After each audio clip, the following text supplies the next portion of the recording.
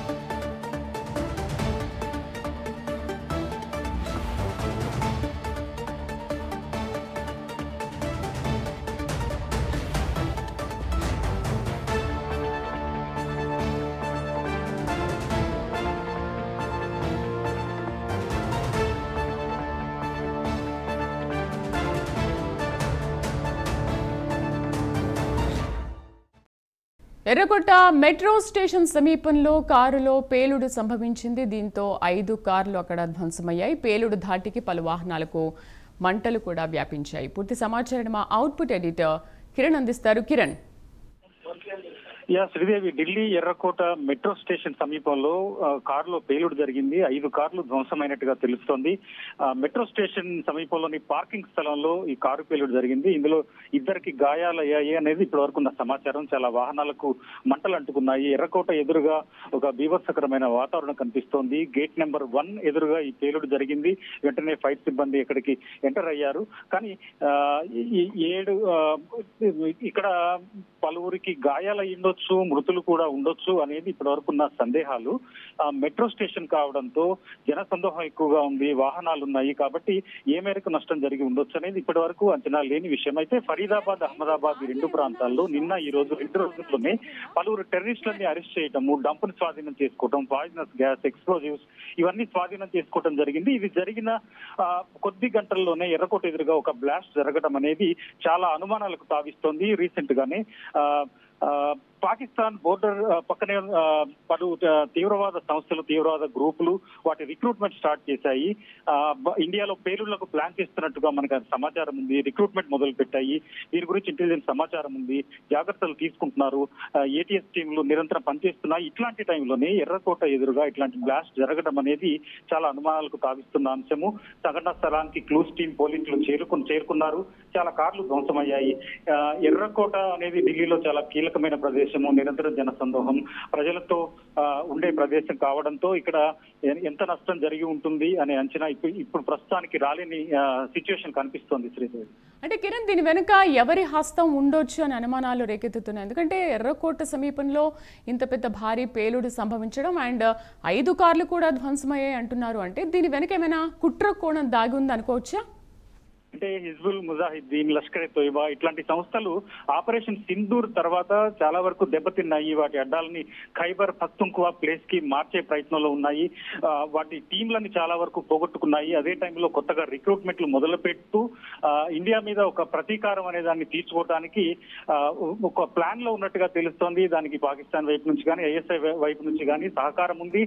దానికి తగ్గట్టే కొంతకాలంగా మన ఇంటెలిజెన్స్ వర్గాలు ఒక అంచనాలో ఉన్నాయి. ఆపరేషన్ సింధూర్ కి ఒక కౌంటర్ అటాక్ ఒకటి జరిగే అవకాశం ఉంది, అటాక్స్ కొన్ని జరిగే అవకాశం ఉంది అనేది కొద్ది కాలంగా తీవ్రవాద గ్రూపులు చేసుకుంటున్న రిక్రూట్మెంట్ కానీ వాటి యాక్టివిటీస్ ని కానీ గమనించిన వాళ్ళు చెప్తున్న మాట.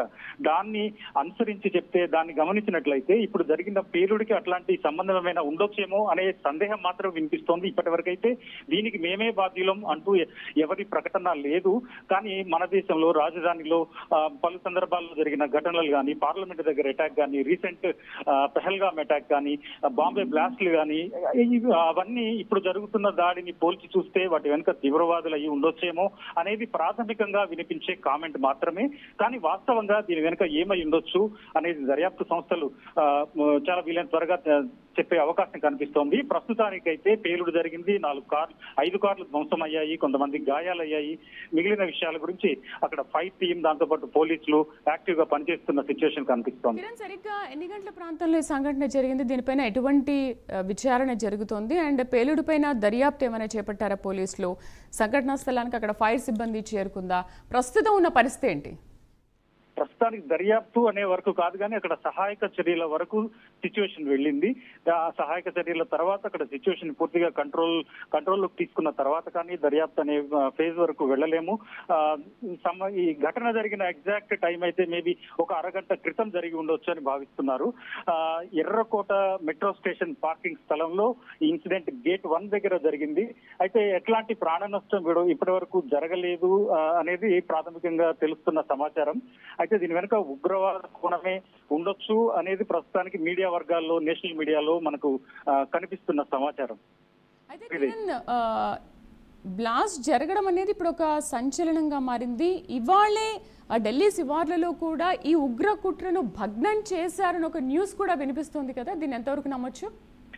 అవును, అంటే ఫరీదాబాద్ లో, అహ్మదాబాద్ లో ఈ గత 24-48 గంటల్లోనే 2 టీంలను అరెస్ట్ చేశారు.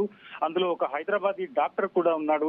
అక్కడ అమ్మోనియం నైట్రేట్ ని దాదాపు 360 కిలోలని పోలీసులు స్వాధీనం చేసుకున్నారు. ఇది బ్లాస్టింగ్ కి ఉపయోగించే మెటీరియల్, దీంతో పాటు కొన్ని టైమర్లు, రైఫిల్స్, రివాల్వర్లు ఇట్లాంటివి కూడా స్వాధీనం చేసుకున్నారు. ఇవన్నీ విధ్వంసానికి పాల్పడే వెపన్స్. సో మన పోలీసులు స్వాధీనం చేసుకున్నది 360 కిలోలే, కానీ ఇంకా మరికొన్ని చోట్ల దాచి ఉంచే అవకాశం ఉంది అనే అనుమానాలు కూడా పోలీసులు ఆ సందర్భంలోనే వ్యక్తం చేశారు. సో ఇప్పుడు జరిగిన పేలుడు వెనక అట్లాంటి పేలుడు పదార్థాలు ఏమైనా కారణం అయి ఉండొచ్చేమో అనే సందేహాలు వినిపిస్తున్నాయి. ప్రస్తుతానికి ప్రాథమిక సమాచారం ఇవి కొంతవరకు ఊహాగానాలు, కొన్ని అనుమానాలు, గత ఘటనల్ని పరిశీలించుకొని వస్తున్న కంక్లూజన్స్. కానీ పోలీసుల నుంచి అయితే ఇప్పటివరకు ఎట్లాంటి ప్రకటన లేదు. అయితే ఒక విషయం అయితే క్లియర్, ప్రస్తుతానికి మృతుల సంఖ్య ఉండదు, మృతులు లేరు, కేవలం గాయపడ్డారు అనేది మాత్రమే తెలుస్తున్న ప్రైమరీ ఇన్ఫర్మేషన్. శ్రీదేవి, దేశ రాజధాని ఢిల్లీలో ఈ హై టెన్షన్ వాతావరణం నెలకొనడానికి ప్రధాన కారణం ఏమై ఉండొచ్చు? అండ్ భారీ పేలుడు ఒకసారిగా రావడంతో జనాలందరూ కూడా అక్కడ వణికిపోయారు, ఎక్కడికక్కడ చెల్లా చెదరుగా అయిపోయారని అంటున్నారు. Kiran, what is that news? అంటే దేశ రాజధాని అని కాదు, మన దేశ ఆర్థిక రాజధాని ముంబై, దేశ రాజధాని ఢిల్లీ, ఈ రెండింటి మీద ఎప్పటి నుంచో కొన్ని దశాబ్దాలుగా పాకిస్తాన్ కన్ను ఉంది. ఈ 2 ప్రాంతాల్లో పేలుడుని, ఈ 2 ప్రాంతాల్లో ఒక విధ్వంసాన్ని క్రియేట్ చేయడం మన పొలిటికల్ గా కానీ లేదా ఆర్థిక పరంగా కానీ అస్థిరతను క్రియేట్ చేయడానికి ఒక అవకాశం ఉంటుంది అనేది పాకిస్తాన్ లో ఉండే ఎత్తుగడ. అయితే ఈ ఘటన జరిగిన వెంటనే మనం పాకిస్తాన్ వైపు అంటూ పోలేము, కానీ మన దగ్గర సాధారణంగా జరిగే ఇలాంటి ఘటనల వెనుక ఉగ్రవాద కోణాలు ఉన్నాయి అనేది మనకు అనుభవాలు చెప్తున్న పాఠం. కాబట్టి ఈ ఇన్సిడెంట్ ని చూడగానే దీని వెనుక ఇట్లాంటి రీజన్ ఏదైనా ఉండుండొచ్చా అనేది ప్రైమరీగా మనకు వినిపించే సందేహం. ఎందుకంటే రీసెంట్ గా అహ్మదాబాద్, ఫరీదాబాద్ లో అరెస్టు చేయటము, వాళ్ళ దగ్గర పేలుడు పదార్థాలను స్వాధీనం చేసుకున్న తర్వాత వెంటనే ఇట్లాంటి ఇన్సిడెంట్ జరగటం ఖచ్చితంగా అనుమానం కలిగించే అంశమే అవుతుంది. శ్రీదేవి.